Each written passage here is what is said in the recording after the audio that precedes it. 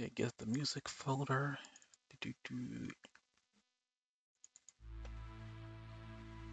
Bring down the music to a not so loud volume. Oh shoot, no.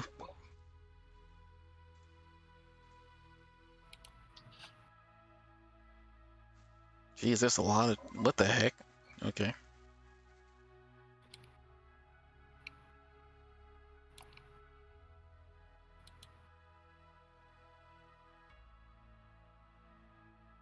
I forgot Taylor Swift was still around. Get that off my screen. Well, you got a thing for Taylor Swift? No, it's just the news. I don't know what's happening. I don't know why she got in the news again. Mm-hmm. Probably being a hoe. So it was something about skin tight suit, so I didn't click on it. I was kind of, I didn't, never liked her. I mean, it's not that I hated her, but I was never one of those people who are like, oh my goodness, it's Taylor Swift. You know, I have a friend that kept. Oh, but I'm gonna just warn you. I think I hit the live button a little bit earlier. So Okay. if you don't want to say, if there's something you don't want to say, be back. I Just have a letting you know. friend that has had a rough time with her boyfriend recently, and she sent me some Taylor Swift music, and it wasn't as bad as I thought it was. It was actually nothing like I thought it was. It was actually really deep, and I was surprised because I've always thought of Taylor Swift as like the iconic like this is terrible music musician, you know. I mean, I'm pretty sure a lot of musicians are that way. I'm pretty sure Justin Bieber isn't all that bad, but I can't I'm bring pretty sure myself. that Justin Bieber is all that bad, dude. Huh? I'm pretty sure that Justin Bieber is all that bad. I wouldn't know because I haven't listened to it. Wait, have I? No, I don't think. Rebecca Black though, I have listened to some. Granted, it's more like Friday that I listened to because that was on the radio on repeat. But it's funny. That's not as bad as that was.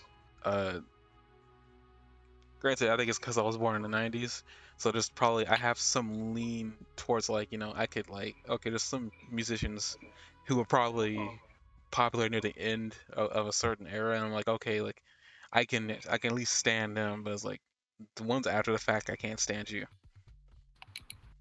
Yeah. It's like BTS, I don't listen to any of their music,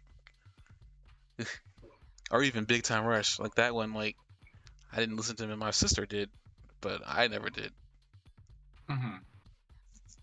The Jonas Brothers, she watched their TV show. It was like a lot. I think there was an era definitely like our years, couple years that you could see that television was transitioning because it was happening to Cartoon Network at first, where you could tell they're transitioning from being just cartoons to live action shows, and I didn't like that, considering that their name was Cartoon Network, but um, and Nickelodeon is starting to do the same thing too, because like they're not. Granted, I mean there's no problem with it because they've always been doing live action, like live or acted stuff because the all that was one of their things back in the day. Keenan and Kel, like they were doing a lot. Granted, I'm also starting to see there's a lot of Dan Schneider is apparently not the guy who I thought he was, but I don't know who I thought he was. So finding out that he was a pedophile, I just like, hmm. I still like these shows. Mm-hmm. I guess for me, it's like I can separate the property from the person. I know some people can't, but I Yeah, could. black people are good at separating the property for the person. Okay, and whatever that was, we're here for Anime for All season 2. We're going to be apparently reviewing episodes of Shaman King 25, 26, 27, and 28. Apparently, I made Jock laugh so hard that he is trying to recuperate. Oh my god. This is why you're the best, Jeremy. I had to move the topic off of there because it was gonna eventually, I guess, devolve into something else. I'm not sure what it's gonna devolve into. I was just saying that I was just saying a nice thing, that's all. Hey, question on your notes. I see that on this page where you have people's names and notes. There's a Yeah. Shaman King 2, and then I know apparently I guess this was supposed to be episode 25, but you moved it over. That little like fragment. Yeah. That's just so I can, when I start new episodes, I can copy and paste that and use Okay. the same I basic didn't know. setup Okay. without having to retype it from scratch. Okay. I was about to remove it, but then you said you need that. I was like, okay, never mind. I'm gonna leave that alone. Then I'm gonna leave that straight alone. Sorry.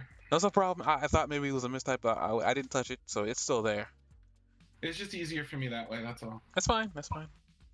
I'm sorry. Yeah. Sorry. Don't believe him. Okay. We had a little bit of break. Life kind of hit us. Well, life hit Jock in the face. So Mm-hmm. real quick before we move on these episodes, First time, not the last, that something hits me in the face. well, okay, out of context, our S's. I guess we're gonna do a little bit of the. For jumping in, just look at the stats. If there's any change, probably not. To everything, change, Oh change. wow, we lost a follower. Okay, well, There is a season, change, change, change. What? you good over there? I think so. We lost a follower apparently in amongst the week. Okay, Is that my fault? Are you I blaming haven't. me? I had no idea whose fault it was. Why are you blaming me for losing a follower? What Did did I we ever do? did we always have somebody or a couple people listening to us in Ireland, specifically No, Dublin? no. That's new. Welcome our United Kingdom listeners. Huh? Cheerio, Jolly Good, and all that rot.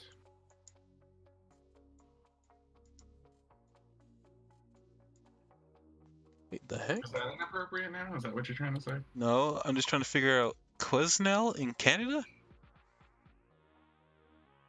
What's wrong with that? I don't know how Now to you. pronounce that. I think I just like mispronounced it. I'm pretty sure I did. Why do you have a problem with Canadians? This is why we lose followers, because you hate all these different people. How about you take a dip in the Gulf of Mexico? You want me to take a dip in the Gulf of Mexico? Now you're having a go at the Gulf of Mexico. See, I did I'm that just because I'm just I'm trying saying to like you want don't you just want to swim in the Gulf of Mexico? That's all I'm saying. I'm trying to relate to the people in Europe. That's what I'm saying. Now you're having a go. I don't think that's a European saying. Now you're having a go at the Gulf of Mexico. That doesn't sound That European. that I don't know what that accent was, but if it was not European, Now you're having a go at me. not that sounds like the UK. Okay. Sound like Yoshida Mario. If anybody knows who that is, It's 9:49 and we haven't started talking about Shaman King yet. you're 949. Okay, wait a minute. I just want to check something else here. Our stats have gone down, but okay, we had a not so great November. Well, yeah, November stuff started. Oof. Okay. Probably because of No Podcast November or something. Is that a thing? Do they have a thing called No Podcast November? No, but there's something else that starts with an N that is usually November. We're not gonna talk about that right now, or actually ever. I'm not gonna let people take that sentence out of context. No internet, like no net November. We're gonna talk about episodes 25 of the Shaman King. Shaman King. The episode title is The Great Emoji House Asakura. I butchered that. The summary here is Yo confesses that Hao is not only his predecessor but also his twin brother. This shocks most of his friends, while his parents remember how they failed to kill the recently born Hao. Yo's grandfather trained him in order to defeat on his twin in the future. Basically, this is an entire backstory that, well, not backstory. This is like that we get a chance to see what happened from the Yeah. scene that we saw in episode 1 when Hao was born.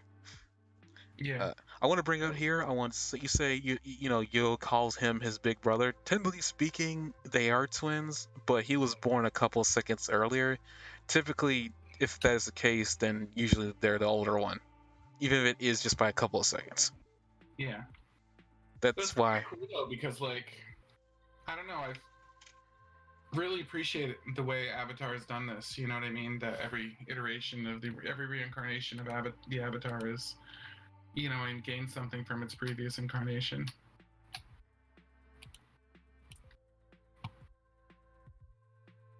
You trying to mess with me? But that's what we're talking about, Avatar, right? The show we're talking about. No. No, we're just talking about. Okay, so an enemy with spirit bending powers comes back, reincarnates over and over again as the same person in a different body, and every reincarnation is more powerful than the previous one. At what point does this not become Avatar? They're dealing with dead spirits. The Avatar is just elements and bending magical abilities. These So are the two difference different. is They are the separate difference is things. Korra goes to the spirit world, and in this case, they're just working with spirits. That's the big difference. She's not controlling or putting spirits into objects and using them to fight. Korra's not. Korra's not. She has not done that. Oh, okay. I'm sorry. I just sometimes I get a little confused about where the line is between. I feel like he just wants to get on with the whole, like, how the elements in the pentagram have coincide. Because I will say, when they were talking about the elements, I was thinking of The Last Airbender, but I had a Oh, feeling he was going to do talking that. He about was earth, fire. Yeah. Mm-hmm. Metal, water. Mm-hmm. But that's not true because there's no metal benders in Avatar.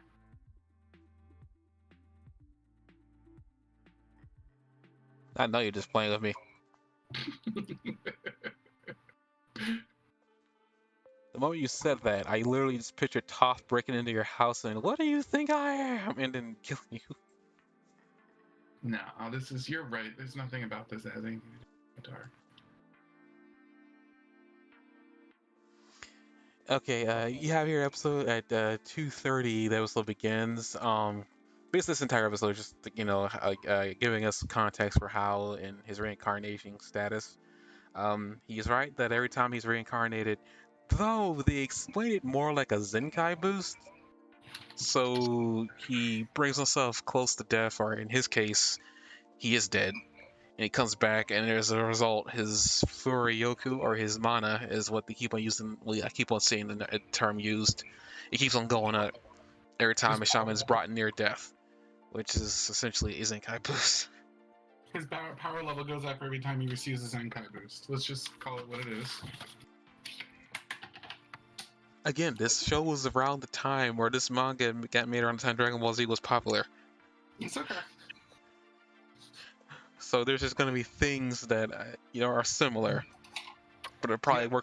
work on a different basis. Uh, And Haku Black um, is not Goku.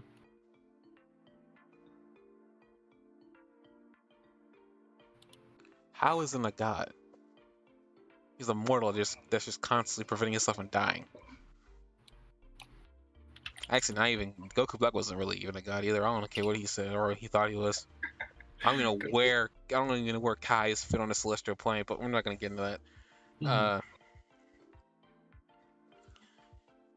I guess what here he's explained, like the pentagram. He shows the reason why Hal survived the explosion is because apparently he turned fire to water to Mm-hmm. stave off the explosion, which I will admit I don't still completely understand. It's like fire creates earth, earth creates metal, metal creates water. You only have four on here. Uh, I don't know if water creates wood or not. I'm not sure they show the relationship between It's water weird because and wood. they say like they say it's a cycle, and then they show you almost the whole cycle. And water goes to fire, fire goes to earth, earth goes to metal, metal goes to water. There's only four things there, but a pentagram has six. So what are the other elements? And then I was like kind of thrown by that, you know. From the way and I also hate the fact that he goes full metal alchemist at this point. He is constantly throwing in these random. He's fitting in other animes or shows into this list. If only you guys could see this. There needs to be like a behind the scenes podcast at some point. It's a hid behind a paywall, but we're not gonna deal with that. I'll see about that later.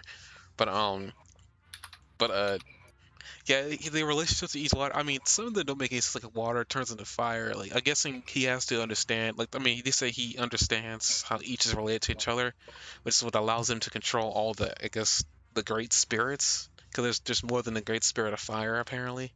He just took the great spirit of fire with him. Um, from the way they made it seem like he kind of took all of them, but it's really weird. Also, we also learned that the great spirit of fire is a piece of the great spirit itself, which is even more weird. Um, I didn't think that the Great Spirit actually had a physical form, but I guess it makes sense if he's what all the shaman answer to. You know, the thing that they worship. Um, it's really weird. You also have a section here about the Howl's Oversoul, and it's also described here that Howl's Oversoul is eating other souls to gain more power. Which I guess when Howl was born, his spirit was pretty weak. And apparently, in order to speed up its recovery, he needs to be eating souls. So I'm actually gonna guess how many people actually died up to this Yeah, point. it basically it reverted to its bug form, and then once it got through its bug form, it was able to eat souls, and every time it ate souls, it got closer to its perfect form.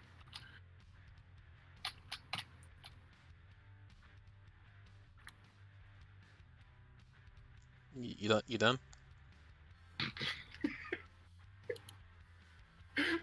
I'm sorry. Is this hitting too close to home for somebody? No, I'm just like you don't have to keep bringing things back to Dragon Ball Z. What are you talking about? I was just describing what happens here. He eats the souls, and he gets closer to his perfect form, right? His undefeatable form. His original form is what they're doing here. This has nothing to do with like you know He what? doesn't Never mind. have an original form. He constantly grows. Also, here we found out this Omni no Jutsu allows him to change the nature. I guess is how he's doing it, which is still weird. I guess maybe they'll explain that as uh, time goes on. What I'm also going to do is I'm going to pull up the episode here to see if there's anything else going on in the middle of all these notes. That way I can pay attention to it. I don't remember too much of it, actually.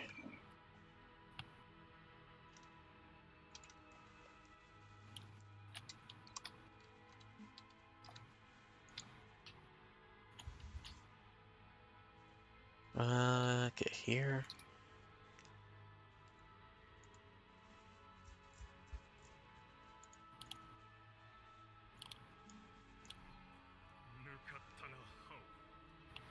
What are you looking at? That was episode 25. I just want to see if there's anything I'm skipping that could be important to bring attention to. Oh, here's the 5 elements. 1, 2, 3, 4, 5. I guess they just share like I don't know how to explain this, but I'm guessing fire is just to water as water is to wood as wood is to earth and as earth is to lightning, which lightning is to fire. If like you look at it as you normally make a star in one line, you never lift a pencil. Yeah, I noticed that like they use the inside of the thing, but there's You know, still 5 things involved. So like, what is the 5th one? We have water, fire, earth, metal. I think that yellow is lightning or something, or is that yellow thing metal? Let's look up one of these symbols and see if there's like an article on it somewhere.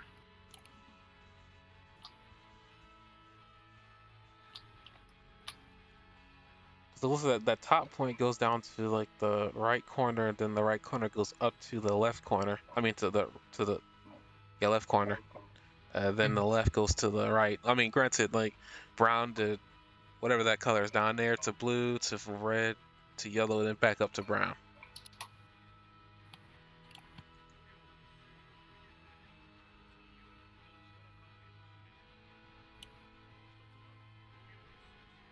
Oh, It's wait a minute. Okay, so what that one is how they behave in conflict. Okay, so that right there explains the arrows going to each one. Then they have the mutual benefit, which wood, brown, fire, brown earth, metal, water. So the last one is wood.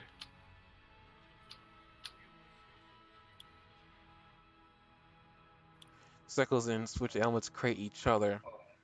So we go from, I guess, wood to fire to metal. So I was right about wood. So water, fire, I earth. guess the tip is wood. I don't really know.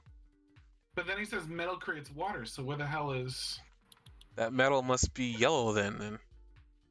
So it must be wood, fire. What's the one No, I'm but I not think using? these are the ones. That's the way he described it. Water creates fire. Fire creates earth. Earth creates metal. Metal, for some reason that I will never understand, creates water.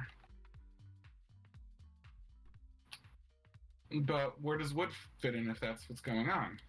Wood must be this brown one at the very tip that I guess starts the Yeah, I mutual. know, but like, what does it create and what creates it? Like, why do they all create each other except for that one?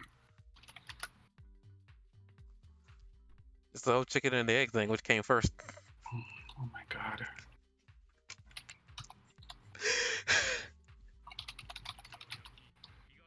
The cycle is which elements create each other.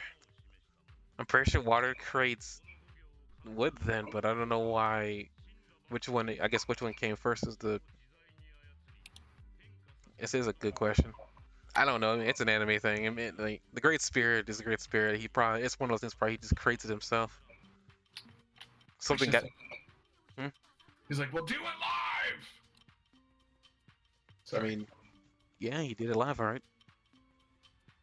Now, I've got to be wrong about something here. I'm trying to see. Wood is born from water.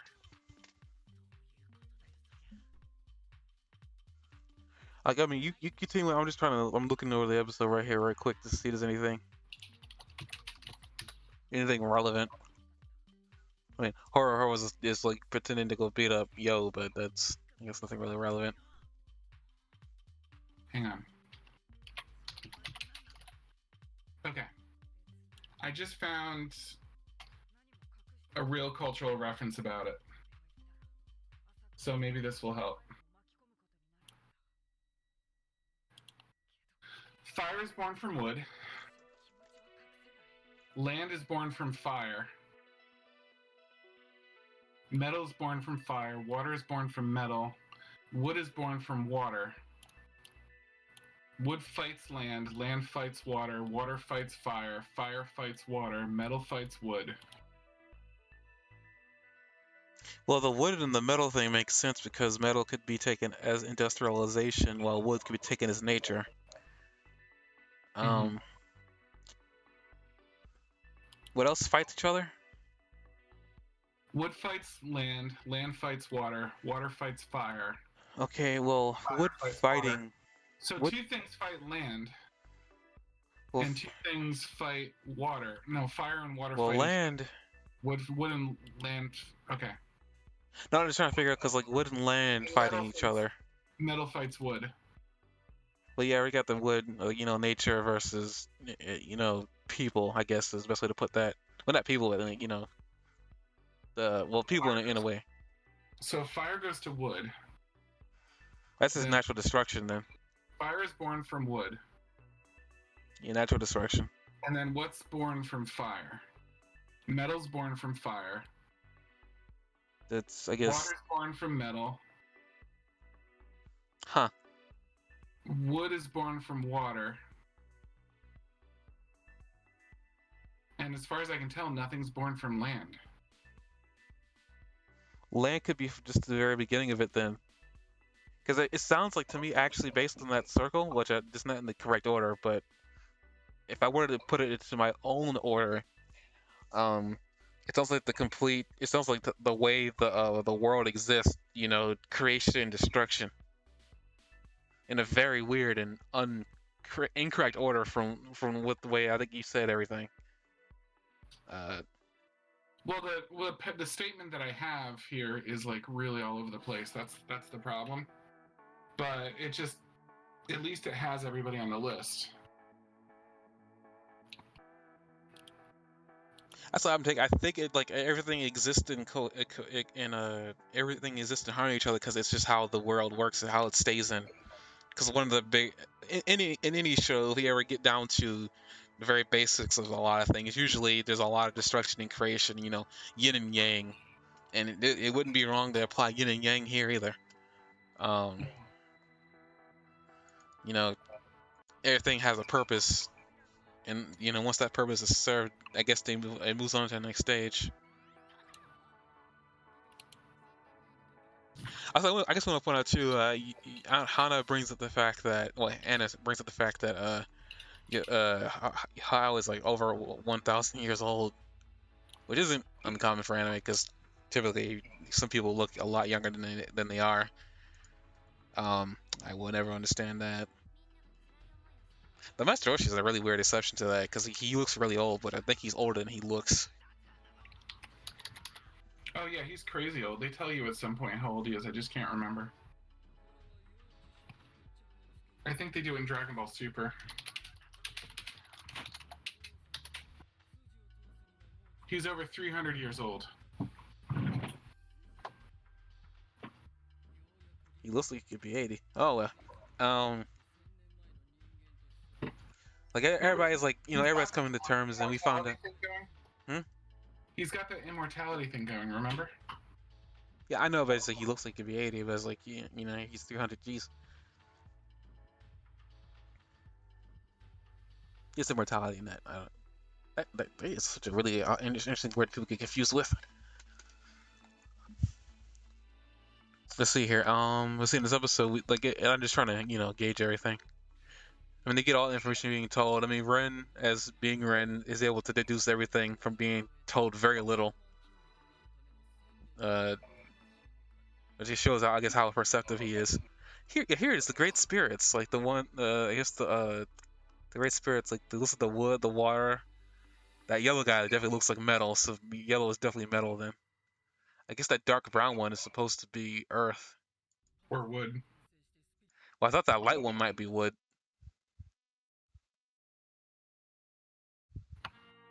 I have no idea. We got the fire one at the very end.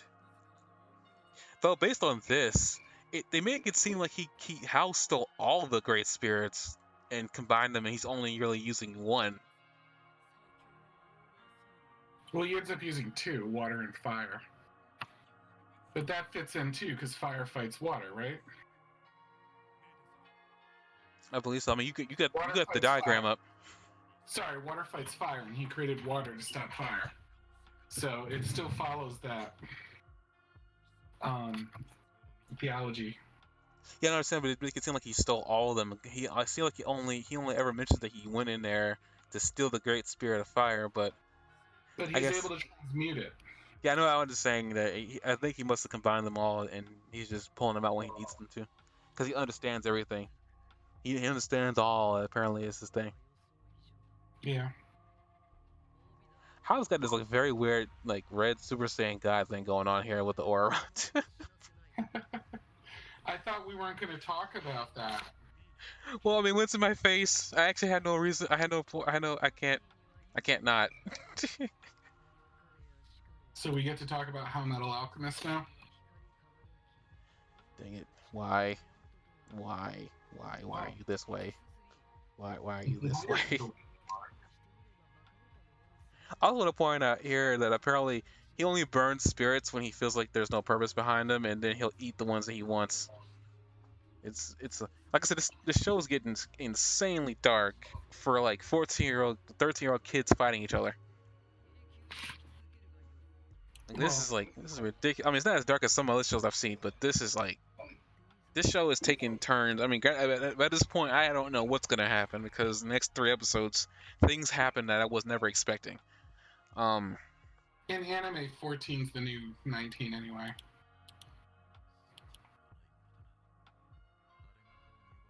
You gonna tell me I'm wrong? I don't even want to think about it. Then we move on to the patch tribes. I guess I want to bring this up too is that actually I can use the notes here as I'm watching this.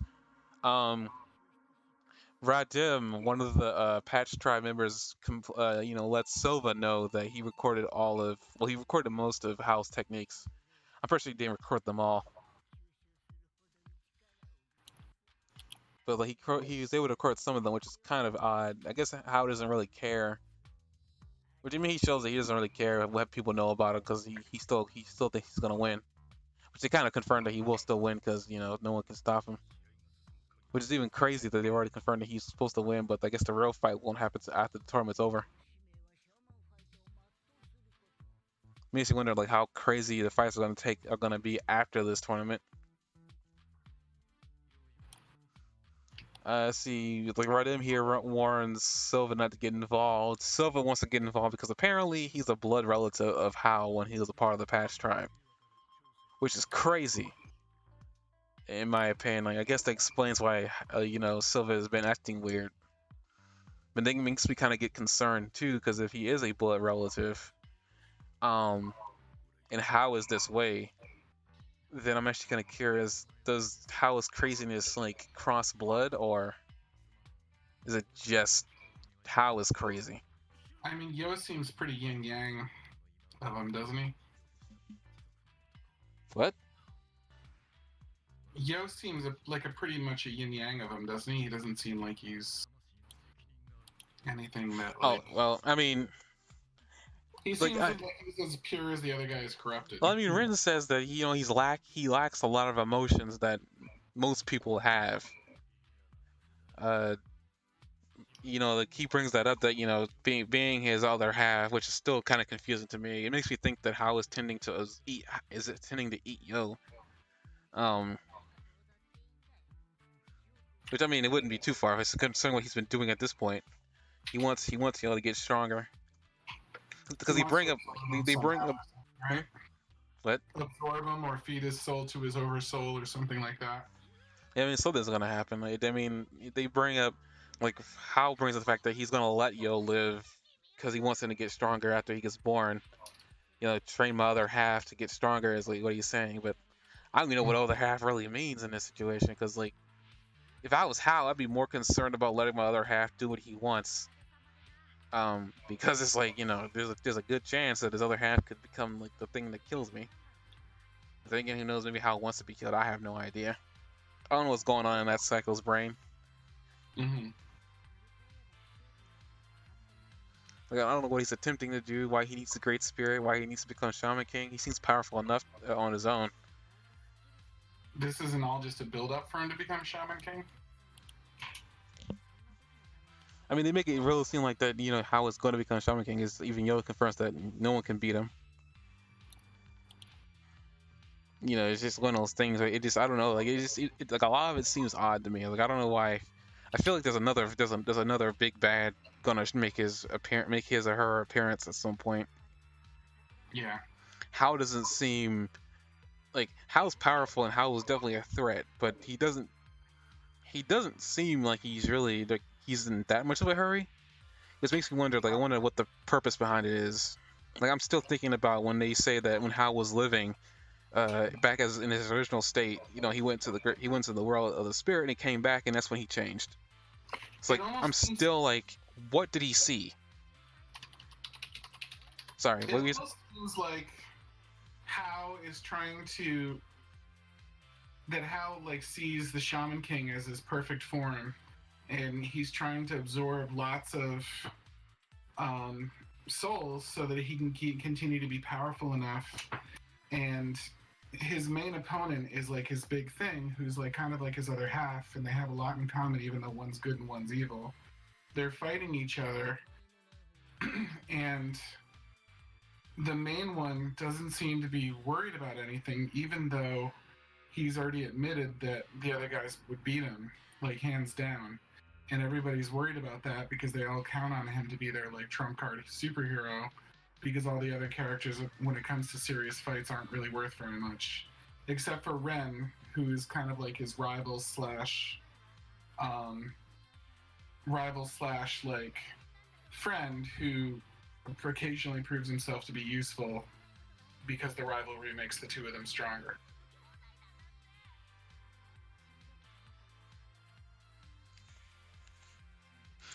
You finished with your Dragon Ball Z comparison. I was summarizing the like what was going on in Shaman King. I didn't say anything about Dragon Ball Z. Uh-huh. But you used the term perfect form, which never makes its appearance in the show, and there's the only other show that has those words, perfect form. So don't even pretend that's what you weren't doing. You're It's laughing because you know it's right. I'm right. it's almost like he's a clone and not really a character that like was created by a single cell that split in half and formed him, and that he's made of the cells of his enemies. Is there anything else in your notes here?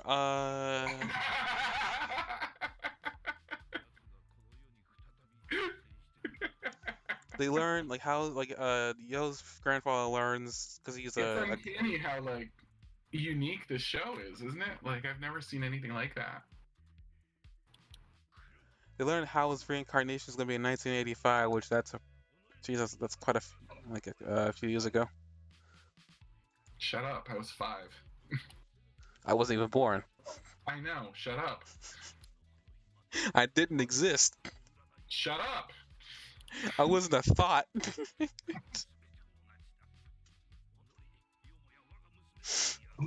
So think someone's really self-conscious about when he was born. No, you're not, but I'm just saying. I'm so old. So here they learned that he was reincarnated in this world in 1985, choosing to be an Asakura in the womb of the daughter Keiko of the old man teacher Yome. Wow, wow, that's jeez. Okay, they plan to kill the baby as soon as it's born, which that line out of context is very bad. Did they keep saying the Did they keep like? Did they kill the baby as soon as it was born because it seemed like its power level was too high? They were concerned that it was How, and they were more concerned about How coming back. Okay, so it's not like he was like. It's not like he was the warrior of legend or something like that. Then. No, it's because How was crazy powerful. Okay, not because he's the warrior that like was foretold by 1,000-year legend. Even though How is 1,000 years old.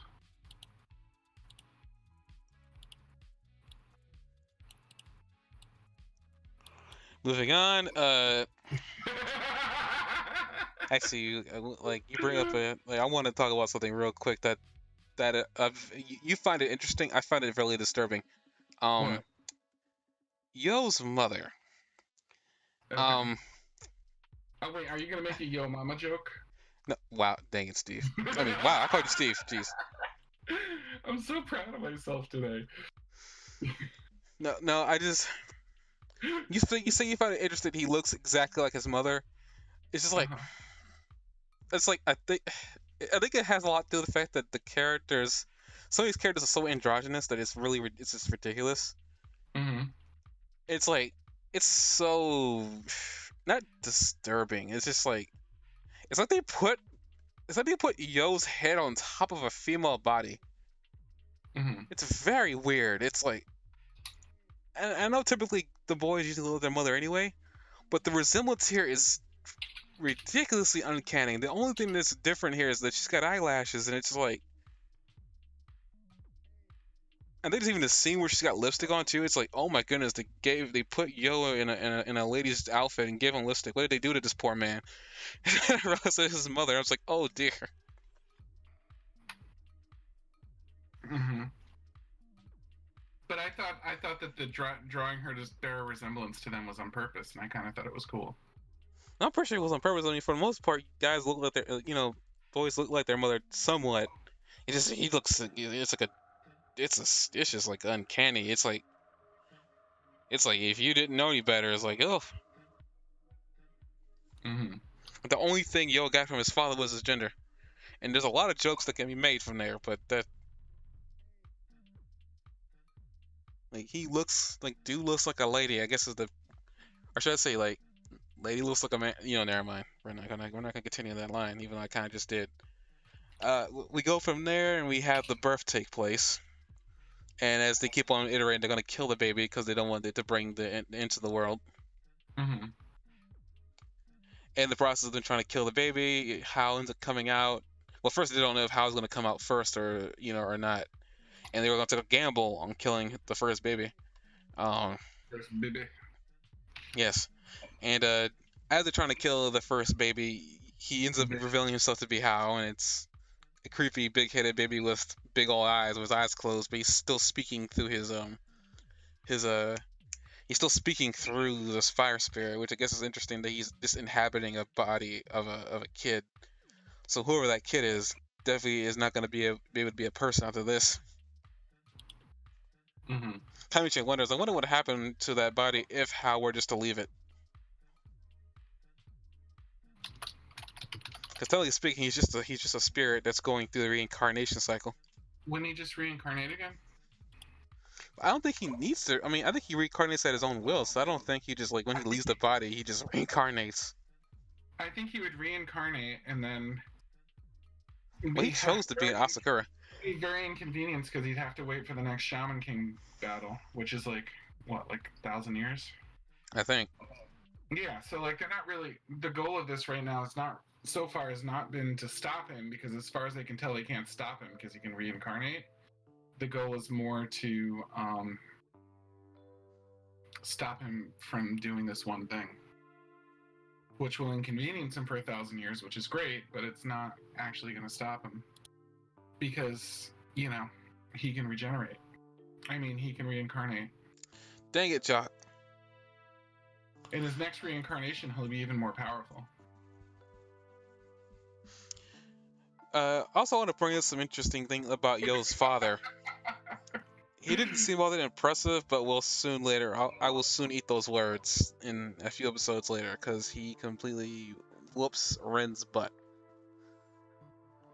He's worked really hard for the tournament of Shaman.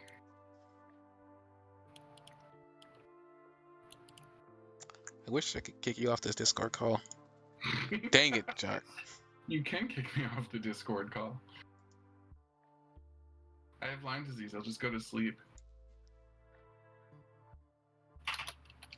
Make me feel bad. Why don't you? Jeez. Look at all the good cheer I'm bringing in, despite being low. I probably have a fever right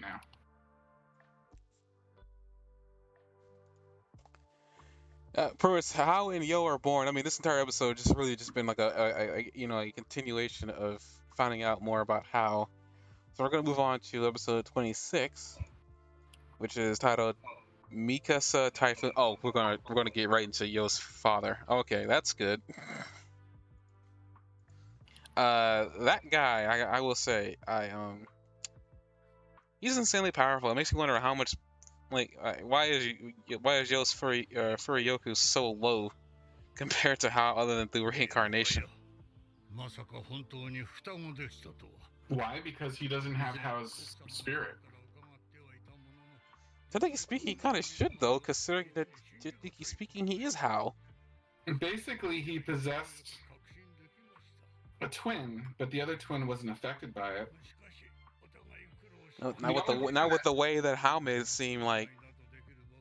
He went into the spirit world, said, "I'm going to pick a really good vessel," and he went there, and it split. Oh yeah, you're right, because then it split, right? Okay. I don't know. I mean, I think he went into Keiko's stomach, and it just happened to be twins. Mm-hmm. I don't think he was prepared the fact there was going to be twins. Okay. Maybe he was. Who knows? I don't know. Like I said, I don't know what's going on in Hao's head. So what you're trying to say is there's good Yo and evil Yo, and evil Yo is trying to absorb good Yo.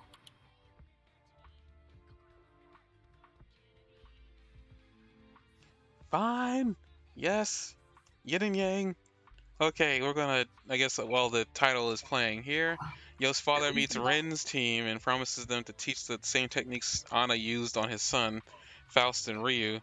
However, Ren refuses such idea and battles him instead, despite having his oversoul significantly improved throughout Bison's fight.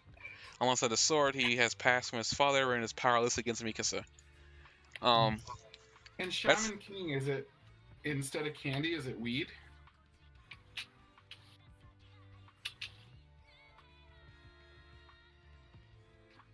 What? Like, well, good yo likes weed, right? Why are you still on this idea? What? Why are you still on this idea? Of what? Majin Ren? You know what? Okay, we're gonna move on to what's episode 26. Okay. I don't know anymore. I really don't. I think you finally broke me. Congratulations. I'm sorry. This episode is basically, I guess we're gonna. I mean, I can sum it up in 2 words. Ren got beat. Uh, so bad in fact that his own self confidence was shattered because Yo's father kicked his butt so bad. That's a basic basis of this. Like, Yo's father is trying to give Ren a power up. Ren is the one that's accepted, even though I think by the end of this episode he ends up accepting anyway because he ends up, seeing all the techniques, I guess, from seeing Yo's father use them, which is He even was too, which is even crazier. But he was too proud to learn the technique in a literal way. He wanted to like, teach himself it by watching what they were doing, and then be like, "Ah, you didn't teach it to me. I taught it to myself by watching you." And the other guy was like, "Okay, if you say so." He tricked him into learning it when he didn't want to learn it. I also want to point out too, I think they bring attention to it at some point, and it might have been last episode that the Patch Tribe made technology to quantify mana for each Shaman King. And we find out that, well, I mean, we already kind of saw this if you pay attention to the episode. They kind of tell you straight out how his mana count is, and it's like 1,250,000. Like, how? No, Uh, yo. Dang Oh it, no, you're Josh. right. How? I meant how HOW, not how HAO. Dang it.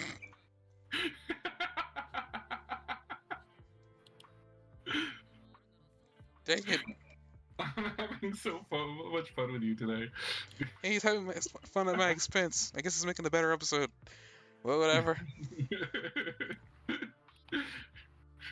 It's funny because you didn't get it for like 10 seconds. He was like a little silence, and then you're like, "Oh, I get it." Oh, it's a dad joke. I feel sorry for your son. I say this every time. I feel sorry for when he's like a teenager and you're just gonna embarrass him every day. The kid 'Cause gets so mad at me. I bet he does. He has the right to. But yeah, like I said before, like the fight happened. I mean, the fight's actually pretty awesome. I think this is part of the series where the fights are getting a little bit better in terms of like, I guess, how much how much fighting there actually is. Because I'm actually surprised. Like these last couple episodes, they were very fight centric. It was just kind of ridiculous how many fights were existing, and then the hand-to-hand combat, which is also a surprise to me. I think even Rain calls like I don't know what Yo's father is, but he has a word for what he is. I just don't know what. I think it's like an aesthetic, and I don't know what that is. I don't know what that is either. I ain't about looking. I was hoping you were gonna look it up. I guess you didn't either. I would look it up, but I didn't. I missed that detail, and I don't know how to spell it. No worries. Like I really don't know how to spell it. I was just constantly looking like, what the heck is an aesthetic? I never heard of that before. Aecetic. I guess I don't really know anymore because I'm not seeing it here. Because that's ascetic, Ascetic? which is a lifestyle character. Asceticism is a lifestyle characterized by abstinence from sensual pleasures. So, like, living in darkness, or like, you know how monks like live like, and maybe like takes the vows of silence, and you know what I mean, live like starvation, things like that. Well, I mean, Yo's father did that. Right. So he was probably an ascetic, which means like he was that lifestyle, like where they have very, very minimal things that like would be considered a pleasure, like a very minimalist lifestyle, like just the bare amounts of food and water, and sometimes they like go to a mountain and meditate, things like that. Yeah, that makes sense. I'm trying to watch this episode to see if I missed anything, and right now there's just this image of Hal naked at the hot spring, and I really want this to move on. I'm very uncomfortable. Very uncomfortable. Yeah, me too. How did they think that that was going to be okay? Dang it, Jock. He did it on purpose. Not on a purpose, but he did it on purpose.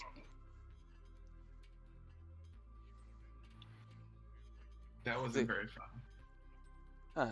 Shut up, Jock. I wonder what I guess Yo's mother would be a shaman too, I'm guessing, considering that that's her father. Ah, that's so disturbing, like, her lipstick on. It just looks like Yo, and they put, like, they put lipstick on Yo. Poor Yo. She didn't even, I don't know if she put eyeliner on too, but if that's okay, like, good gracious. Okay, but I guess enough of that. They first go to they first, I guess, backing up a little bit before they get to the fight with Ren, is that Yo's mother goes, Yo's mama decides to go and ask the Tao family if they're okay with being taught secrets from the Asakura family, and they say yes on with the condition that, well, the old man says yes on the condition that they understand that they could possibly become enemies again, because they still have a hatred towards the Sakuras, or the world in general, because what happened to them a long time ago. Which And is weird because the Asakuras seem to have a pretty good name otherwise, right? maybe, I mean, we don't know everything about the Asakuras. I mean, the Amoji, for instance, was one of their stains on their legacy. Mm-hmm. As Yo's falls about to exit, Ren's father. Essentially, I wish they would have showed this fight, because I would have loved to see Yo's father fight Ren's father. I was actually very excited to see that, and then I found out that they weren't going to show the fight, and Ren's father was on the ground with blood all over him. I was like, damn. Like, that was embarrassing.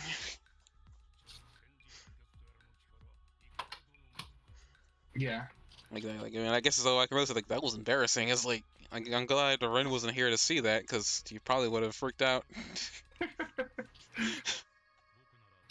I mean, you laugh, but you know I'm right. Mm-hmm. Like that, like Ren did not see whatever was gonna happen to him, like, until it was too late. Then we switch over to Ren, and then like Yo's father shows up, even though Ren says that he was noticing him around him like long before he decided to show himself, which is like, geez, like how long was like Yo's father, Mikahase, Mm-hmm. following him around What, then if he was noticing it this entire time? Makes you wonder if Yo was noticing it too. what do you think the sharpened spirit ability does? Like, what does sharpening a spirit do? I think it just makes it stronger, based on, like, I mean, he put Basiline's soul into the sword. Is it like a bad translation then? I mean, typically when you sharpen something, it makes it sharper, it makes it stronger. And I don't think it's a bad translation. It sounds pretty bad to me. Like, I don't know. I mean, again, we're using a site that these people are, I guess, aren't official translators, but they're able to translate as much as they can. Because I mean, now they're using mana a whole heck of a lot more than Furioka, which Furioka is what the term I know. I'm pretty sure they use in the manga. Mm-hmm. So like, I don't really know. I was like, I mean, I don't know if Furioka's supposed to be mana. Um, Typically when I see mana, I think about magic, but I guess shaman stuff is considered magic, considering that shamans do exist in fantasy world. So I guess it Right. isn't too far off. That's what I point out too. I don't know why Yo's father's wearing a mask of a bird. Because to me, it seems like he would be. It seems like it makes it seem like he's a part of the Patch tribe, but I don't think he is.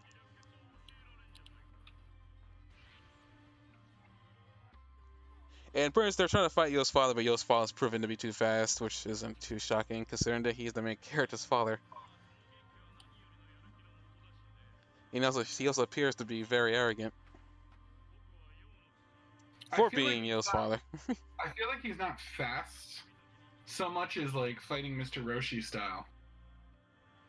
Like Mr. Roshi in the Tournament of Power, when he's like able to defeat an otherwise um, opponent because he can anticipate their movement.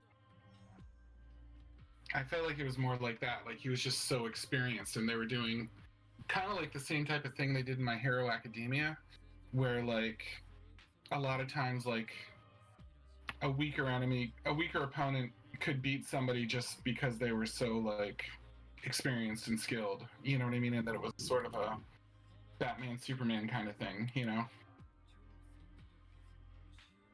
Where like, can Batman beat Superman and why? He's Superman's super powerful, and be like, well, Batman is prepared, and blah blah blah. I felt like it was kind of like that deal.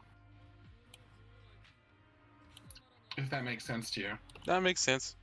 I also want to point out, I thought the sword that Ren's father gave to him was like broken, but I guess that's, when I saw this, like, oh, it's just an extended blade. I guess another way you could put it is like, it's a lightsaber. About the light.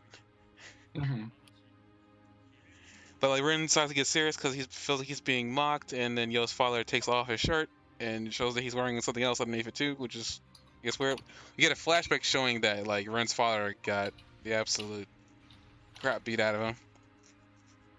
You also get a chance to see the spirits that Yo's father is using. One of them looks like, well, actually, both of them look like foxes. I think that's what they are. They're supposed to be foxes, but it's very. It's, I guess the best way to put it is like the fight that happens here is, it was a lot more. It was a lot better than I was expecting it to be. Considering the fights up to this point, I think it's one of the better fights in the series so far. I was gonna say, like, considering all the fights that have actually happened, this is probably the best one they've shown. Oh, he does have a lightsaber. Never mind, take that back. There's a light on the saber when he's swinging it. Gee, okay, I know Japan likes Star Wars, but good gracious.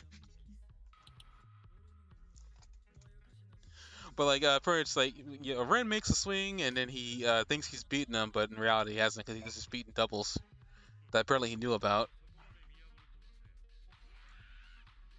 Mm-hmm. Let's go through your notes real quick. Wow, you say lightning source. If I actually went further on in your notes, we would have gotten to that point. The while you're looking through the notes, the other day I came out first thing in the morning and I tickle him until he threw up, and he told me I should take my head off and throw it. Excuse? That's what he told me. He goes, I think you should take your head off and throw it. So, no big deal, but I kind of got owned by a 4-year-old. That's all I'm saying. 4-year-old just completely owned me. I feel like your son just thinks you had a detachable head or something like that.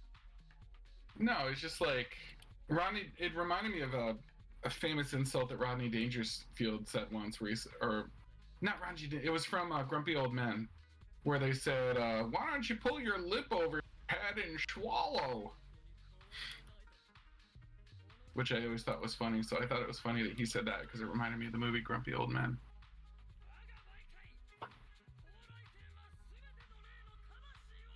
I think I've heard this. Maybe I haven't seen it. I have no idea.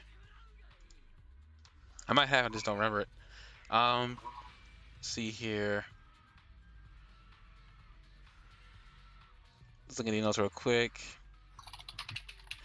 I guess like another lesson here that I guess Yoswalt's trying to, I guess, teach everybody, at least here that we're learning now, is apparently if you have doubt in your heart about, because your Furioka is all about like, your willpower. If you have any doubt that your willpower won't be as strong, it's thus making your mana I guess either deplete faster, or you had no ability to get stronger. But I guess another, as you say, thing, it's another thing that doubt clouds your judgment. Apparently, Ren has been having a lot of doubt here. Granted, I mean, he actually had an encounter with Hal much earlier that showed that like Hal was just better prepared and stronger than he was. Ren knows this, but he's never gonna let that. He's never gonna let that, you know, defeat him. Hmm. At some point, there's a lot of Howling in these next couple episodes to the point where one of the scenes that actually does happen later on, I guess kind of makes sense. But I also was the thing that happens to Ren in the I guess in the next episode, I'm guessing I did not see coming, and I was so confused. I was like, wait, are you serious? Is he really? Let's see here.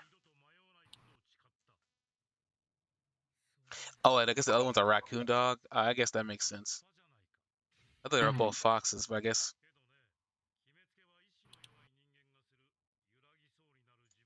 I could look up what sharpen means. Sharpen in Japanese.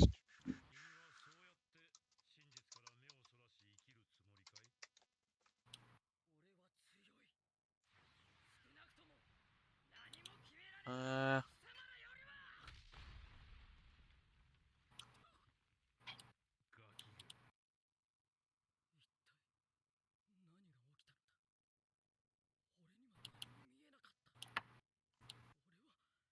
he's probably looking at it as like he's trying to make Basson stronger, which I mean he definitely did here.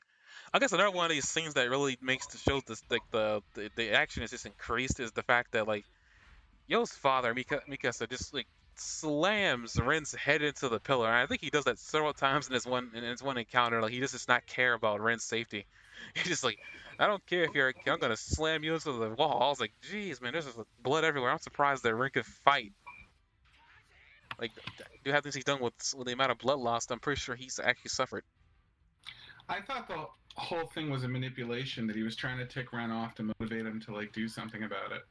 I'm pretty sure it was, but it's just that he was like just the action, the fact that he was able to grab his head and just slam him into the wall, like that was just seemed brutal to me. Cause I like Ren's just getting beat up this entire series. I don't even think Yo has like been slammed into a building or anything like that.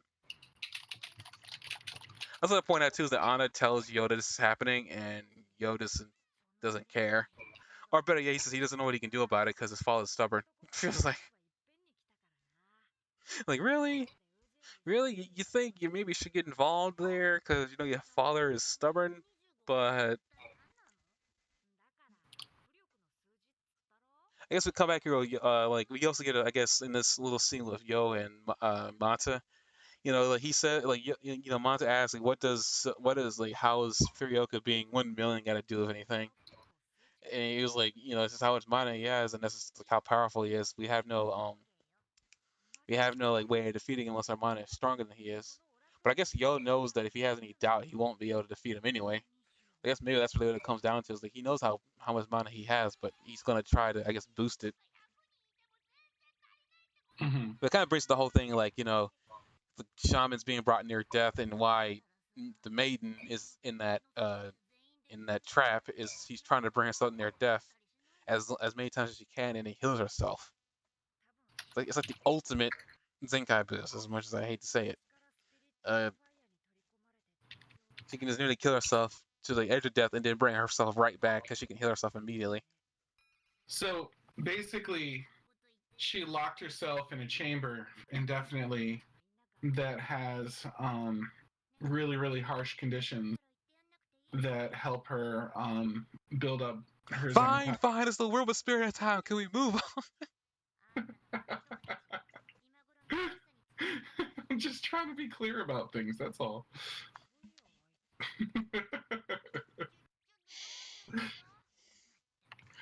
The worst part is I didn't know any of this, so these are new information to me. I don't even know like how this is gonna end, and so far there's been a lot of. I'm bringing myself saying like, there's this show came out, this manga this is an old show. This is a reboot. So like a lot of this show came out around the time Dragon Ball Z was still popular. When it was still new, or still making chapters. So Yeah. like I mean, of course, there's gonna be some correlation between Yo and this, but I guess there's more correlation between the show Shaman King and Dragon Ball Z. But Remember yes, when? it's equivalent to the Room of Spirit of Time. Okay, you got what you wanted.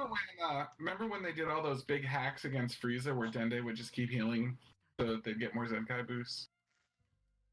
But they weren't near death enough for that to matter. Yes, they were. Vegeta got a few really good Zenkais from that. Yeah, but it still wasn't enough to defeat Frieza. Well, because Frieza killed Dendai when started becoming a threat. Frieza got a little more serious and killed Dendai.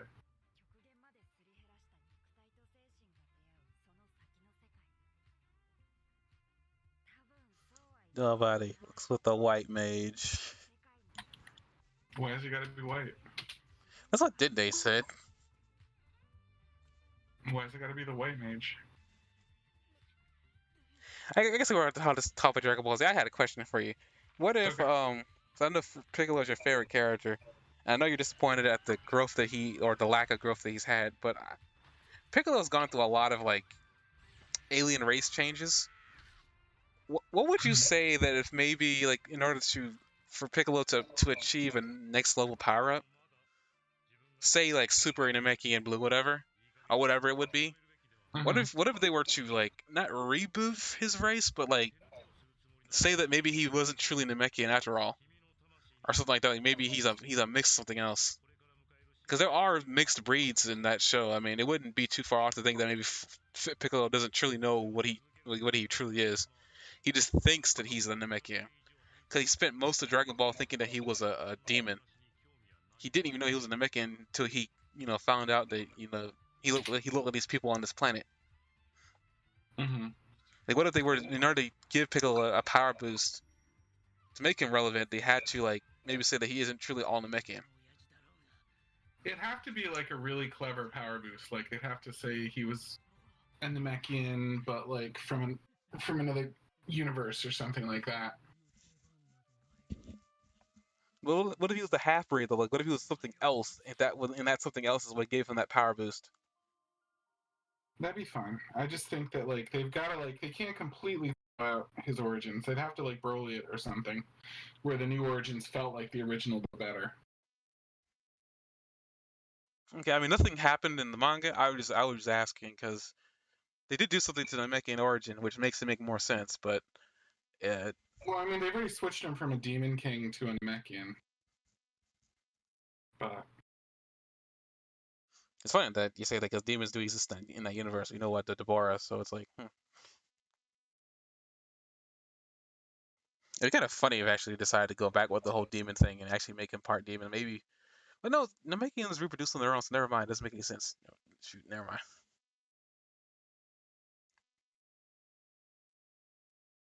they never are really clear on like how a Namekian reproduces. They're asexual. They come out. I think they come out of eggs. I think.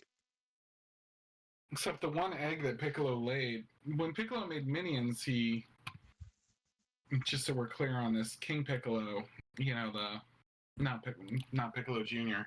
When he made minions, he lost power from them, and when he made the egg, he said, "I'm putting all egg." Okay, just to be a little bit more clear on that, if you do a lot of like, I did some research on that because Piccolo's origins has been a complete mess. Everybody knows this, but it, the creator wasn't completely sure what he wanted to do, so that's why suddenly King Piccolo had so many new powers, and one of them being the egg. I'm pretty sure he had come up with something that he wanted to do, which is why he had King Piccolo lay an egg. Um, And but yeah, then it's it still was a ironic mess. because then in It's the fights, it's still a mess though. almost every fight from that day forward, Piccolo laid an egg.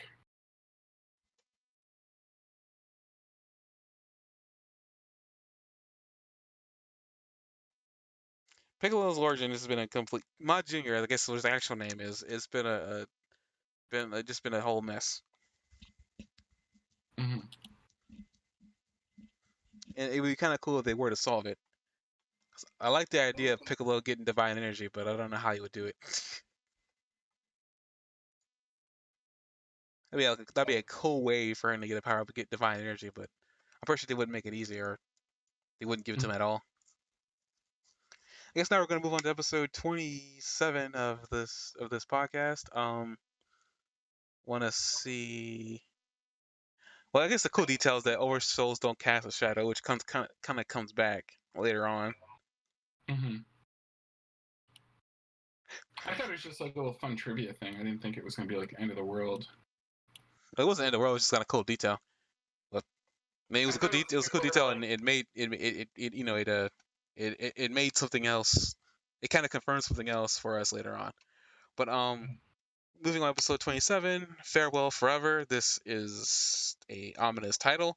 As Ren amidst defeat, House soldiers appear to kill Mikasa, who has joined the tournament alongside two children. Ren allows him to protect his teammates as he faces House soldiers, while Hanagumi pursues the children. They're interrupted by Anna, June, and Tomo. Uh, although Ren initially proves himself superior to his enemies, he receives a fatal wound when being confronted by the brother of a patch member he killed. Horo and Chocolat try to save Ren, but are outnumbered and outpowered by the enemies. Um, Spoiler alert: Ren gets killed, and it's not one of those. It's not one of those. It's a nearly fatal wound. He actually did die. The only thing is keeping alive in this world. Your spirit could still hang on. So Ren's trying not to pass on right now as he's like trying to stay in that body. I was shocked that they actually killed Ren. Like that actually I was not expecting. I saw no notes about that anywhere on the internet that Ren dies at some point. Um, Based on that, that means that it isn't that big of a deal, but at the same time, it wasn't something I was expecting. it's funny because when I said Horo died, you were like, "There's no way it's a main character. That's not even realistic." And then like we watch it and Ren dies. I was thinking about that. I was like, dang it. It does about Horo dying, but then Ren dies, and I'm just sitting there like, dang it, Jock. Mm-hmm. Had to happen, didn't it? It's like part of my like brand now is to like drive you nuts. But like just like that entire, I was not expecting Ren to get stabbed to the heart. I was literally when he was on the ground, I was like, okay, wait a minute, he didn't die. Since he said he learned a new technique, he probably made a body double. And I was like, and then he's like, nope, he's dead. I was like, really? No way. And I was so tempted to go to the wiki just to be sure, and I didn't. Mm-hmm. I prevented myself from going to the wiki. I was like, I was so ready. I was like, no, he didn't die. There's no way he died. I don't even care about that much about Ren either, but it's like, I like him as a character, and I was like, dang it, no. No, he was actually going through some real growth and change, and he gets stabbed through the heart. But I was like, okay, yeah, but I guess before he gets to that point, because that's where the episode kind of ends, uh, Ren gets his ass trounced and his sword trunk seed. Oh, dang it, Jock. What? Really? He gets his He sword got his trunked. sword bounced. And then after that, they have dinner. Which I mean, it isn't inaccurate, but still, dang it, Jock.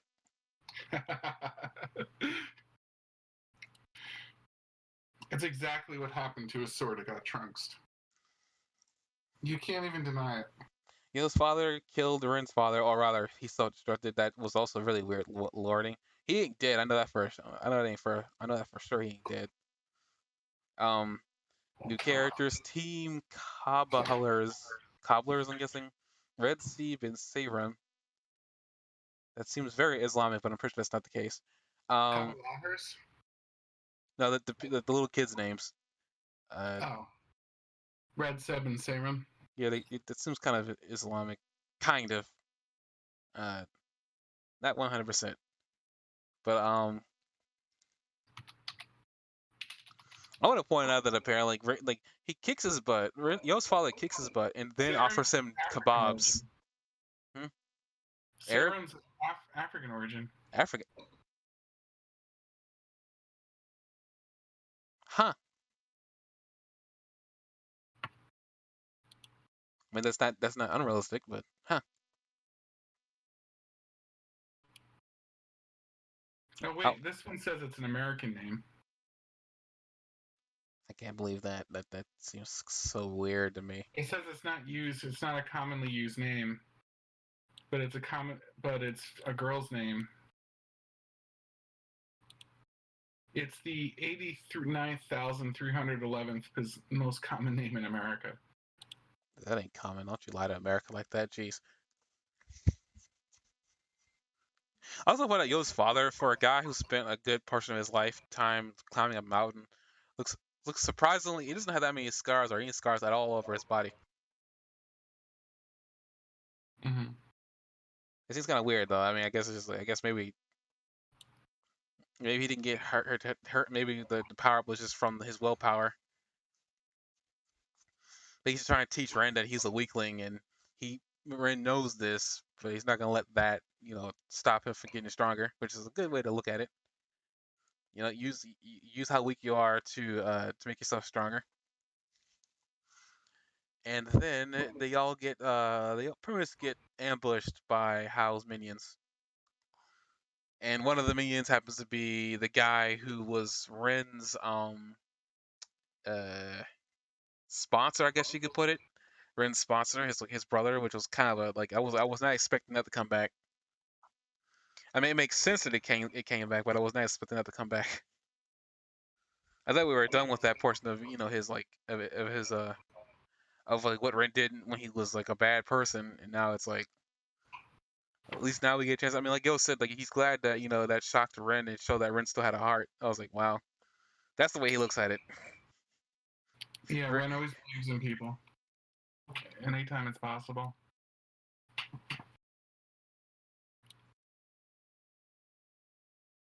I like to know what Yospa's mask is like supposed to be. It looks like a duck or something. Mm-hmm. Hobo barbecue. I find that too funny. But if you get to that point where they are being watched by evil patch members who are outlining themselves of how, which I guess isn't too surprising. These two must be Hao's like sponsor. I'm guessing like Necrom and in Magna. I guess the two shamans. Those are the two up there. The younger one is The the patch. one that is there to like exert vengeance. And the other one doesn't want to get involved because he's kind of like an overseer, or what did they call him? Not an overseer, but what was he? I forgot actually. Like a moderator or an overseer. Basically an They're umpire. not But supposed to get involved. Is basically what it comes down to. yeah, so he has this guy with him that's going to get involved for him, basically.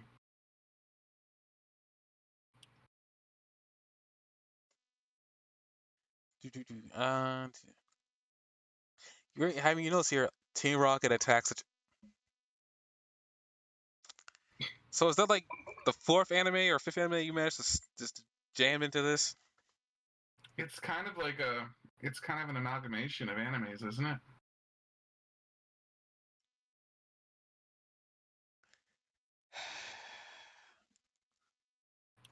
Like Ren fights the enemy solo, demonstrates his newly. Oh, dang it! Why? What? Every line. Ultra Instinct, really? He's going with the feel of the energy, right? So he knows what's happening before he can see it because he's feeling it and acting on it more instinctively, right? Isn't that how they described it? That he could predict things that were happening based on his feelings? Yeah, he was filling up the mana. And don't think I need to see this. Ultra Instinct technique. Whoops! I mean the Shaman Oracle. Uh huh.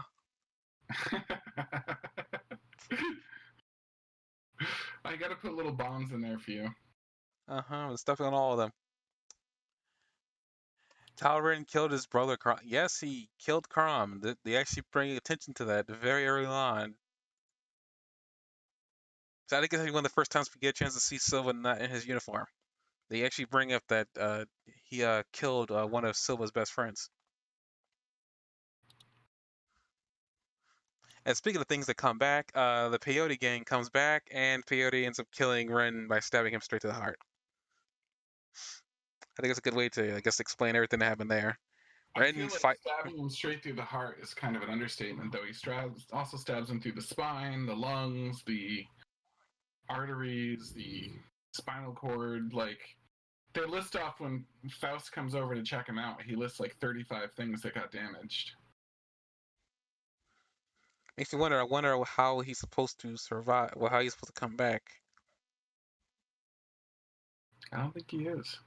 Like, I don't know how sealing the wound is going to stop anything there. Like, you can't seal the wound, and now like the fact that you don't have a spinal cord is okay.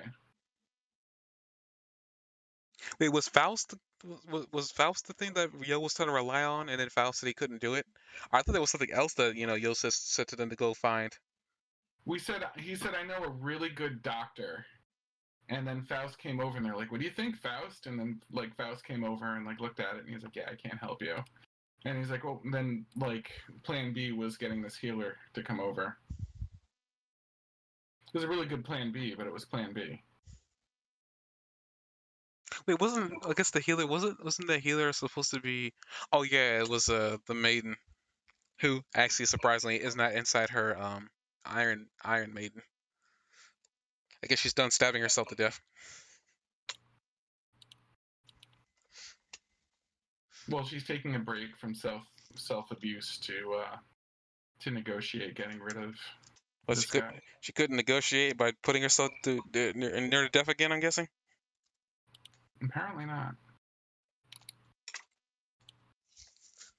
I would talk about, I guess, the fight between Anna's group and the other girl, but I guess we don't know. We know the outcome, and that's going to be Anna winning because Anna is just ruthless.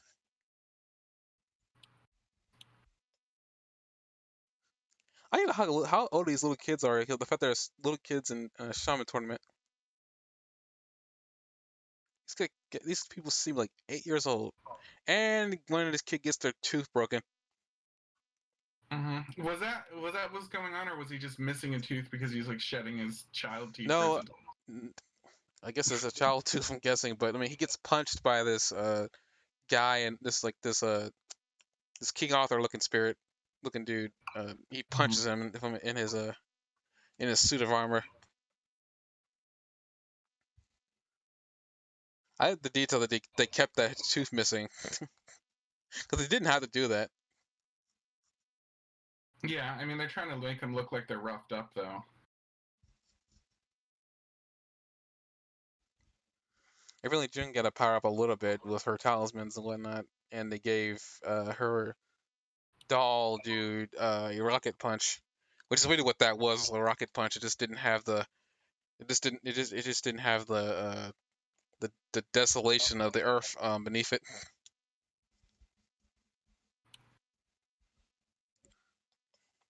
So wait a minute. Here It we go. turned out this guy was an android, and his powerful punch had a rocket in it, like that made his fist kind of into a rocket thing.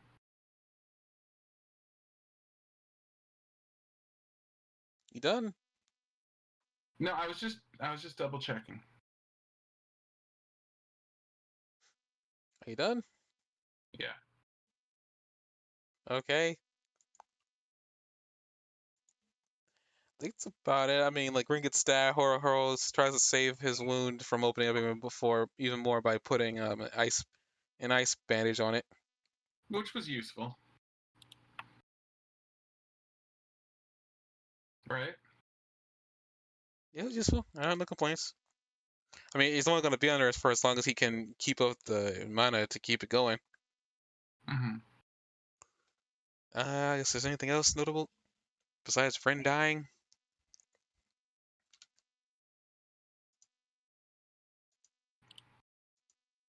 I don't think so. Not in that one, right? I don't think so. I mean, there you see, Chocolove and Horo showing that they actually had a friendship with Ren. I'm pretty sure if Ren was actually conscious, he probably wouldn't allow him to hold him like that. But I mean, he's not really alive right now.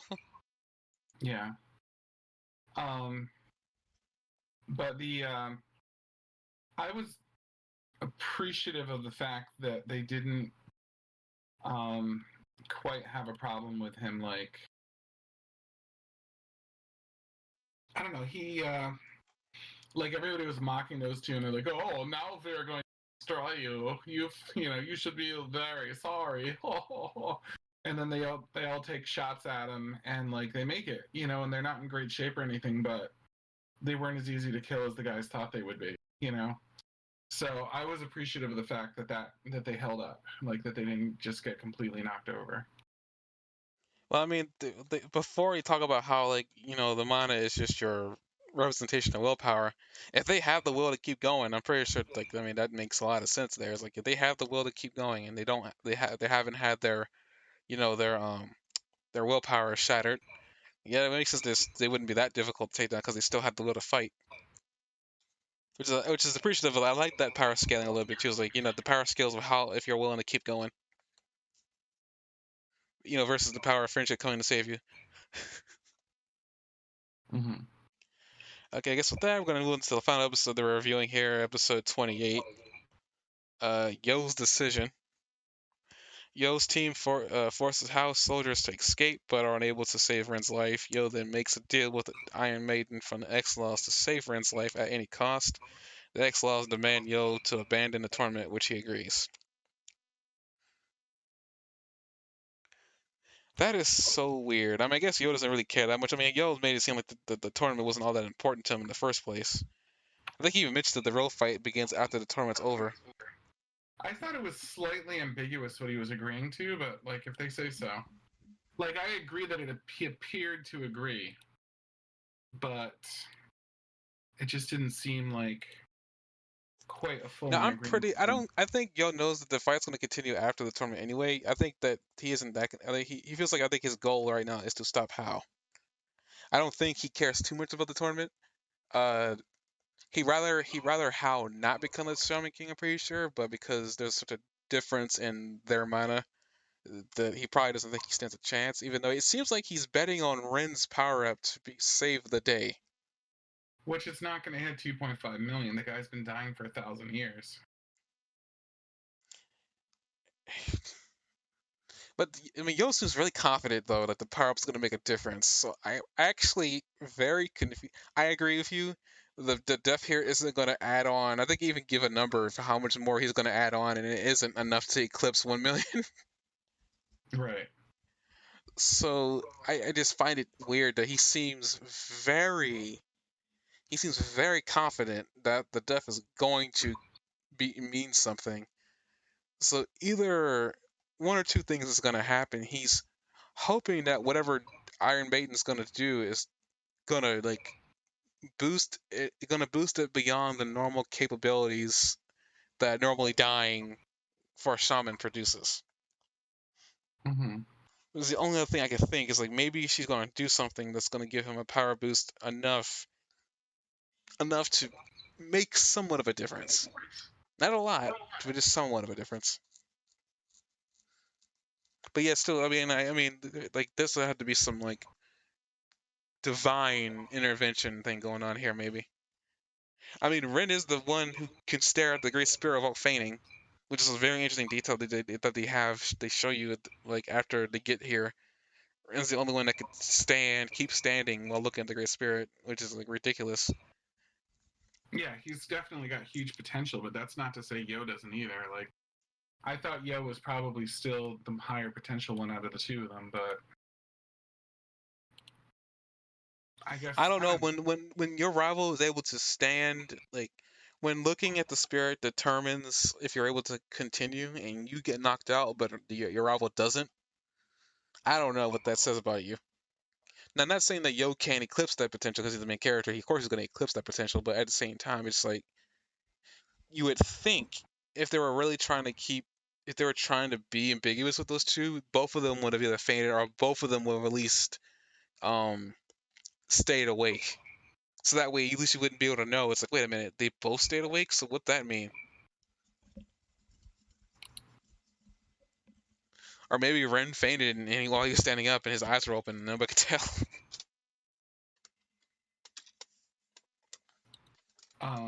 I I don't mean, think that's what happened. you never know. I mean, Ren would never let people know that he didn't fall asleep. He's got too much pride for that. He wouldn't let people know that he fell asleep while standing up. Just like, I mean, like I said before, it's not realistic that he didn't. I mean, I'm just saying that it's just kind of weird that they brought attention to that. That like, he didn't. He was the only one who was awake. He was like the first one awake, and then it was Joe. But like, no, wasn't Rio awake before Yo though? I forgot actually. I forgot. Yeah, I don't know. Like, I'm still confused. I mean, I had a certain suspicion that Ren's gonna stay dead, but I hope not. Cause I don't know what Ren dying would do to the plot, if anything. Um, make it a lot less interesting, but I guess it would raise the stakes. But Ren was like the only character other than Yo that like I really cared very much about as like a contender. Like I was amused by Chocolove, but I didn't think he was going to be like a top player. Like it was like Ren and then Yo and then like kind of nobody.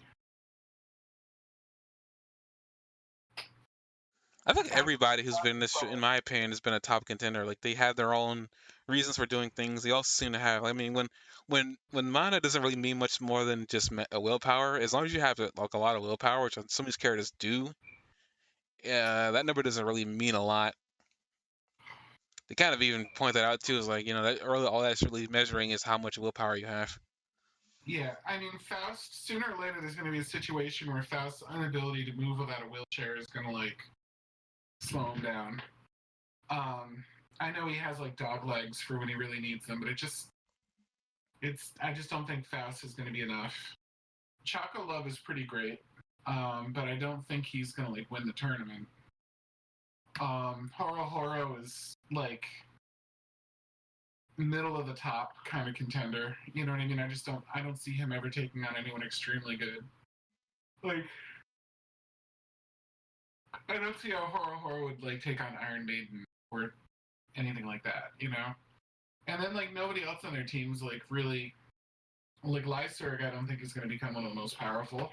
Like I don't see anybody else there like that's like a threat. Like am I missing somebody? Ryu's not gonna do it. I mean, you don't know. I mean, that book that they had learned from like provided a significant boost to their power level. I mean, much more than I was thinking it was going to provide. Not like a 1.25 million boost. Because it seems like it evolves your spirit to a higher plane anyway. Yeah. They make a big deal that that Midamaro ascended. But I'm Yeah. pretty sure that also means that Faust's spirit and also Real spirit ascended too. But didn't it got Yo's energy up to what, 10,000? How much was it before? I didn't. Well, whatever. I It's know he said he had 10,000, but I wasn't sure. I was like, it's what was it 10,000 before? now, and that means it's still 1,250 times less than his opponent. I mean, I guess basically what we're confirming is that how it's supposed to win the tournament. But Yo makes it seem like the fight isn't over once the tournament's over. So I'm actually kind of curious what's gonna happen after the fact. Right. It seems like the tournament's just there to bring everybody who's important into the fray in one spot. And then once the tournament's over, or something happens and the tournament doesn't get concluded, and then something else is just gonna drop from the skies. But like Silva's like very weird behavior has also kind of got me concerned too, because like Silva is like uh he he seems to still remain important even though he kind of shouldn't be. Which is the other thing too. Who? He's actually one of the few patch members that seem to hold some any real significance. Who is it? Silva, the one who has Hao's DNA directly in him. Uh huh. I say he seems to hold some importance, and it kind of gets me concerned since they revealed that he is a direct descendant of Hao. Mm-hmm. Hao doesn't seem all that concerned about him either. But I don't know if that's just Hao knowing that he does something to be worried about, or that's just arrogance. I think it's a little bit of both. I was gonna say the exact same thing. I guess we're gonna end this real quick. I heard you yawning. Um, at the very beginning of the episode, they learn what their Furyoku levels are, which is 2,000, which breaks their will and makes them easier to attack. Uh, which back into this whole thing like willpower. I guess we're gonna learn if willpower is gonna really become a huge point. I guess for like the end game for this show, which I can't wait to see what that's gonna be. At least like power ups in the middle of a fight will make sense. Um, Yo comes to the rescue and defeats them all in one blow. Ryu and Faust also show up to back them up, and the enemies lose control of the match. Which is kind of funny that when like once they show up, they all lose confidence to want to continue. Mm-hmm. Like, dang man, like that's what I'm saying. Like, at least the power ups that they gotten mean something.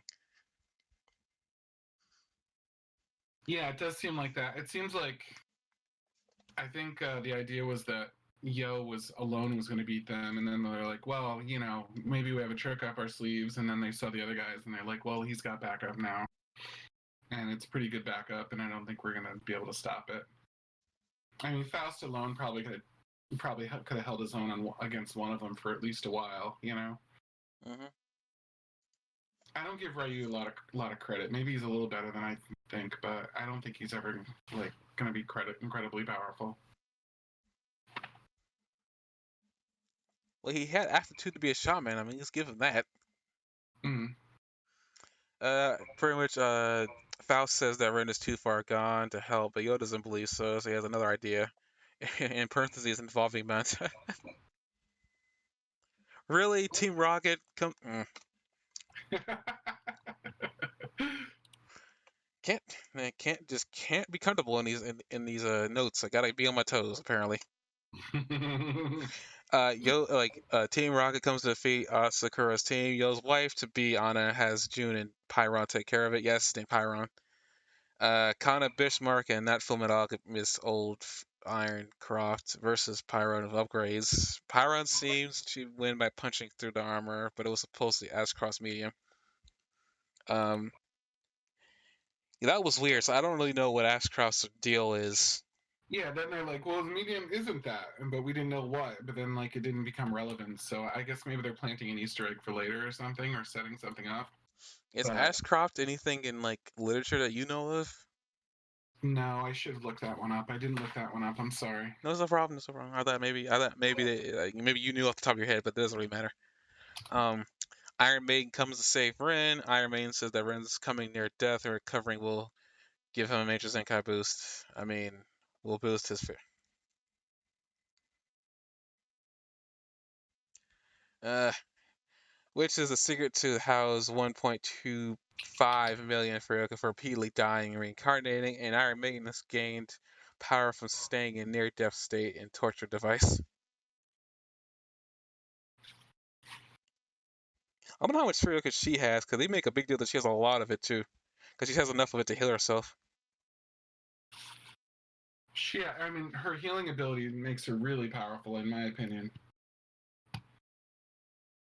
Iron Man will heal Ren if Yo agrees to drop out of the Shaman fight. Yo implies they'll sacrifice his role in the Shaman fight to save Ren. And apologizes in his mind to Anna. Um, yeah, they actually kind of like cliffhang us, and then I was very upset by that because they cliffhang you on Ren's dying face.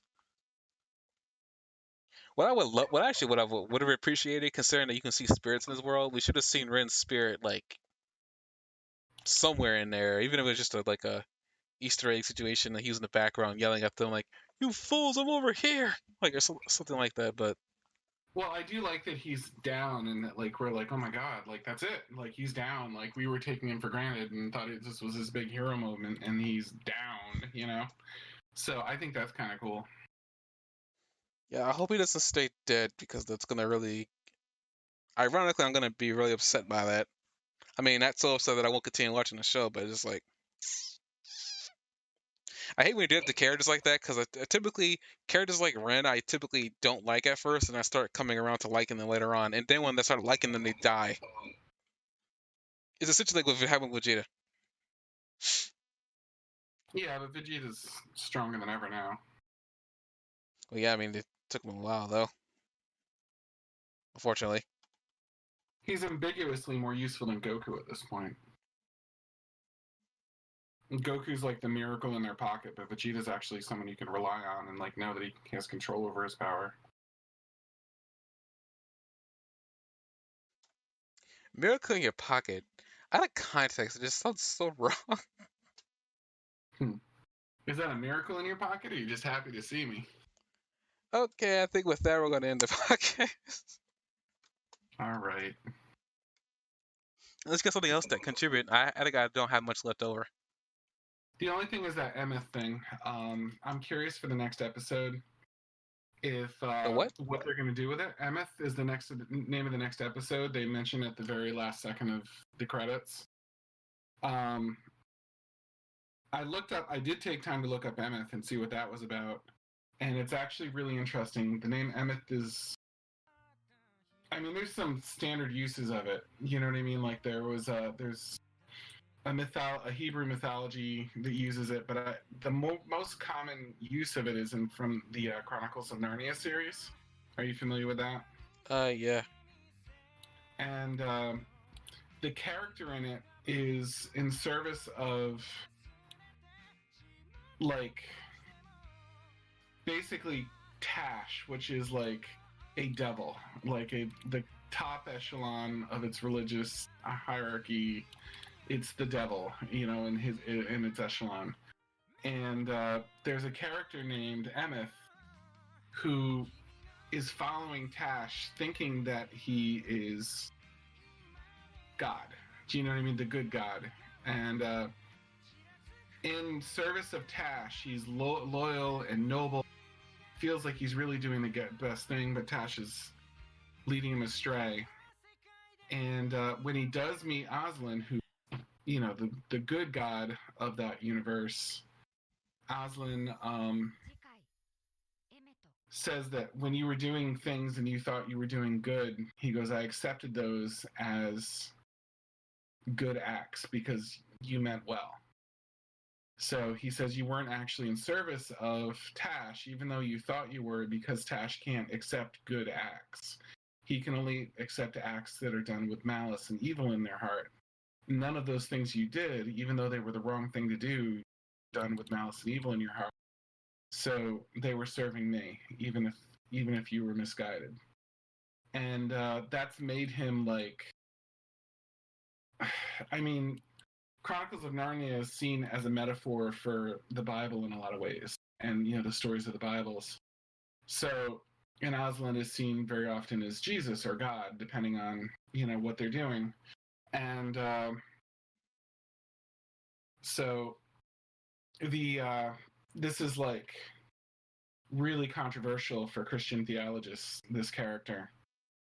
So that's one of the things that Emeth represents is like someone that is following an evil god but doing it with good in his heart, and therefore like it's accepted as a good act. The other one is this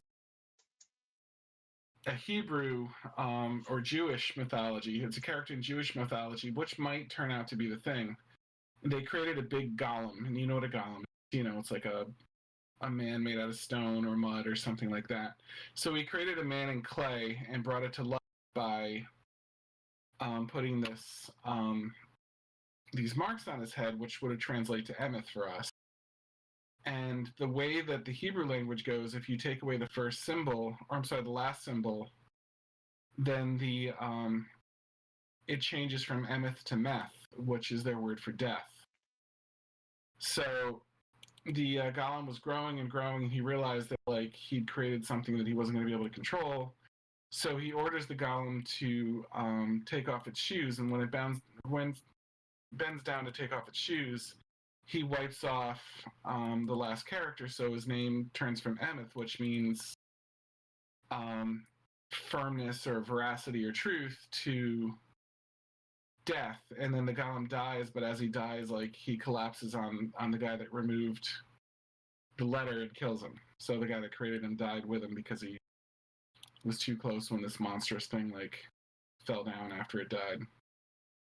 So I think it's kind of interesting that that's coming up next. I'm curious what those implications might mean. Something that you've created that got out of your control and its death could destroy you, or is it the other thing about like someone that felt like that was doing evil, but because they felt like they were doing good and they had good in their heart, it was accepted as a good act by those that judged them. Well, I mean, I guess you could consider Ren being that person in a really weird way, because I mean, regardless of the evil acts that he was doing, he was really trying to do it to get back at his old man the entire time. He was just manipulated. I guess he could like have been the golem, because the Ren died here. Yeah, and his death will take down Yo, who kind of created him by taking him on his path and turning him towards good. We'll have to see, though. I just thought it was all really interesting it could just be a new character. It could just be the new name of a new character or something. It was an interesting formula to bring in, you know what I mean, given the way things were going right now. I thought either version of that would be a really interesting, like, symbolism to bring in, given that this show, as silly as it is deeply rooted in a lot of symbolism and mythology. But yeah, we'll have to see. I mean, I don't like. I'm hoping that at least since they're dragging on Ren's revival so long, it's gonna mean something when he comes back. It maybe a complete character revision will suddenly happen. I highly doubt it, but it'd be funny if that's what actually happens. Maybe he comes back, he has a clean slate because he feels like he's got a lot of blood in his hands. Maybe, yeah. Anyway, so I know that's not as silly and perfect as my last joke, but like, I did want to say that because it's really fun thing to think about while we're the next two episodes on the next podcast. I mean, yeah, we'll see. I really don't got much to add to that. I mean, I think that's a good way to end it. Is like, we'll find out, I guess, what it truly means here. It might just be another character. I'll say it could just be a name of a technique. I mean, we don't really know what she's capable of, and if she's capable of bringing somebody back from the brink of death because she knows how it works, then it's like I guess it would make sense. Because like she is a false god, you never really know what her goal is. Yeah, that's a good point. And the X-Lels worship her like one, but she's not one. Or maybe it's her people like treating her like a god and following her blindly, but because they have good in their heart or good intentions in their heart, they feel like they're doing good. It'll be interesting to see what they go. There's so many possible directions. It was a really good teaser when I looked it up to like made me really start wondering what was happening next. I mean, the show is definitely going a direction I was not expecting. Like I said, I guess it took the show kind of going quote unquote dark for things to start getting really interesting. Mm-hmm. Things were happening that I was never expecting, so I actually cannot wait for the next episode. But we'll be back next Monday for that. Have guys a great Thanksgiving, and we'll see you then. Bye. Actually, when it just goes out, it'll be after Thanksgiving, but you know what